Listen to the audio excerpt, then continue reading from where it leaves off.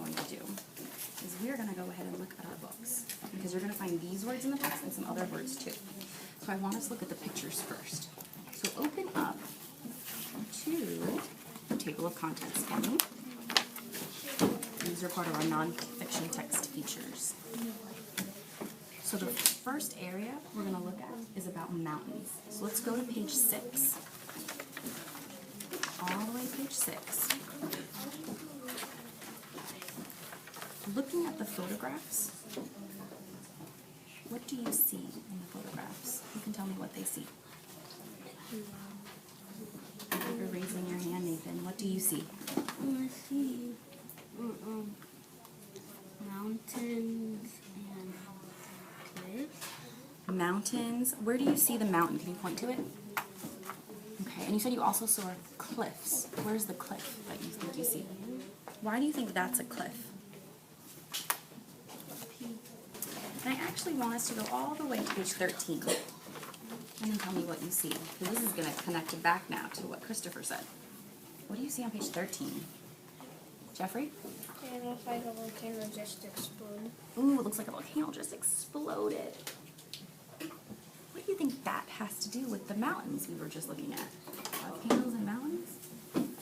Jefferson? So, what do you think volcanoes have to do with those mountains we were just looking at? Some mountains maybe have lava in it. Okay, Nathan?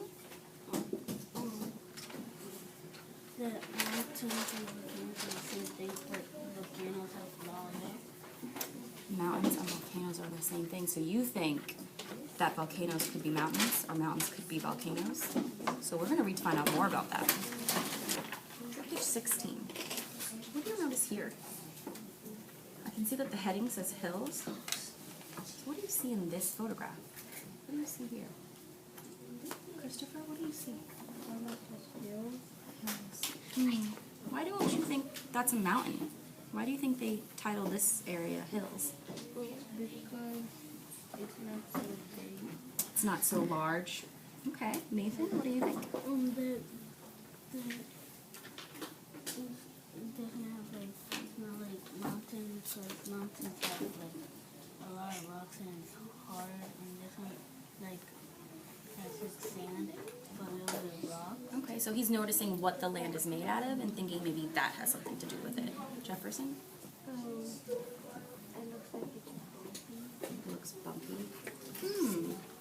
Any words to describe what you see, Jeffrey?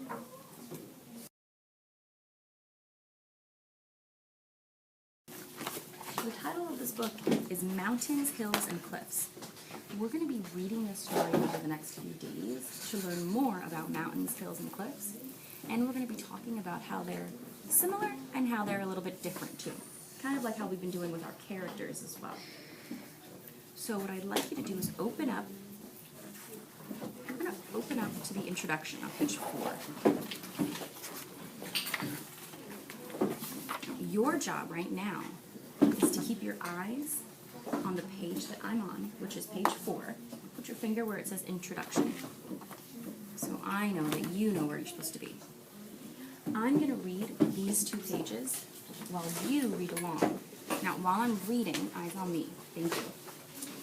You see lots of pairs of eyes right now. Thank you, Jeffrey. I need you guys listening for how Miss Ortiz is reading and think about what I'm doing really well as a reader. So what are you going to be listening for? Do you think you could be the teacher for a minute and listen and tell me what I did well? All right, so let's put our fingers on introduction. I'm going to read, and you're listening for something I'm doing really, really good as a reader. All right, eyes on that page. Introduction. There are many parts on Earth where the land is not flat. There are mountains, hills, and cliffs on Earth's surface. Volcanoes are a special kind of mountain. Now I'm at the top of page 5. Mountains, hills, and cliffs are formed in many different ways. In the summer and the winter, mountains can be good places for vacations. Who can tell me something that I did really, really good as a reader?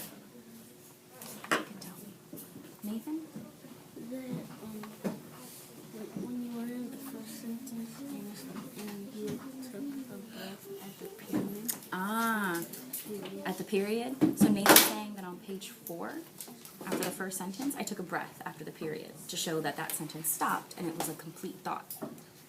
What page that we just read, there are some words here that are kind of tricky. So I want you to go to the very first page, and it's the last word in the first paragraph. Okay, and that word is surface. Can you find the word surface and put your finger on it? Put your finger on surface. Okay? I'm going to give you guys the word surface, and I want you to just stick it to that page for me.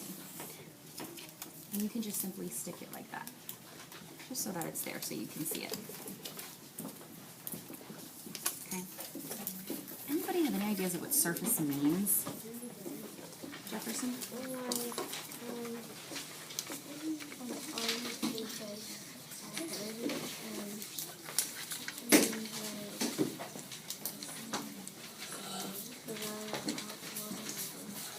Okay, so what does surface mean? Anybody have any ideas of what surface means?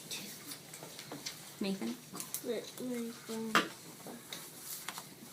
the top of like a roof.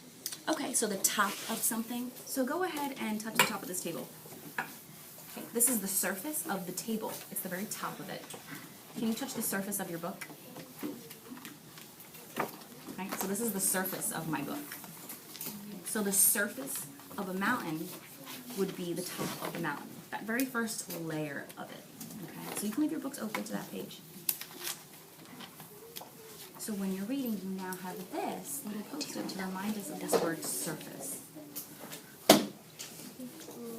Jefferson?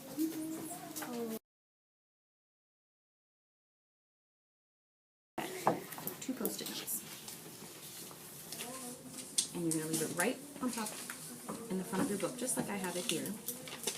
And then you're going to start reading to yourself in a moment.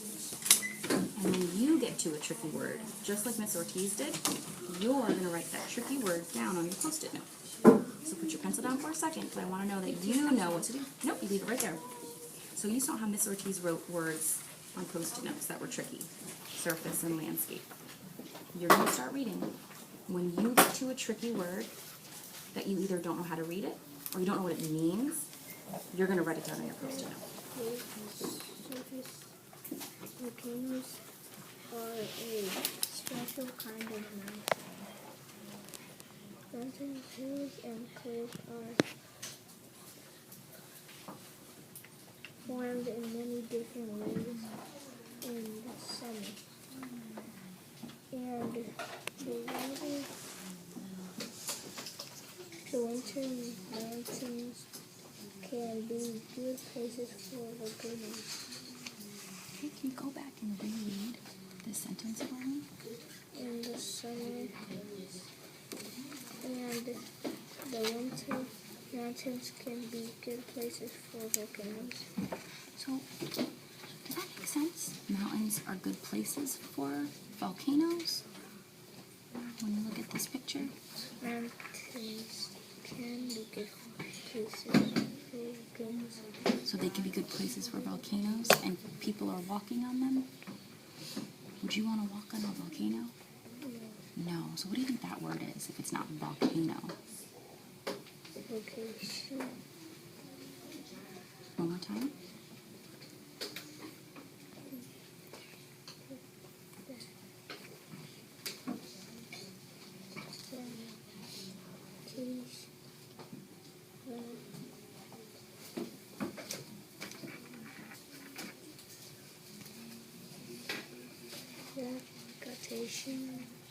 So what would make sense here? Something good readers do is they look at the word and if they're not sure what it is, they look at the photographs to decide what makes sense. So it's saying in the summer and the winter, mountains can be good places for... Vacation. What's a vacation? What is that? A place where you're just going to see. So kind of like earlier when you said you went to El Salvador? You went on a vacation, right? Okay, so why don't we add that word to one of our post-it notes since you had trouble with it. Okay? All right, go ahead. And we'll keep reading for me.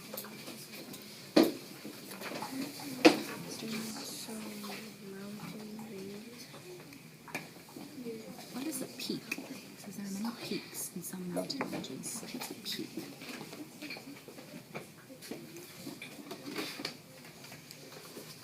So that would be a really good word to add to our tricky list, right?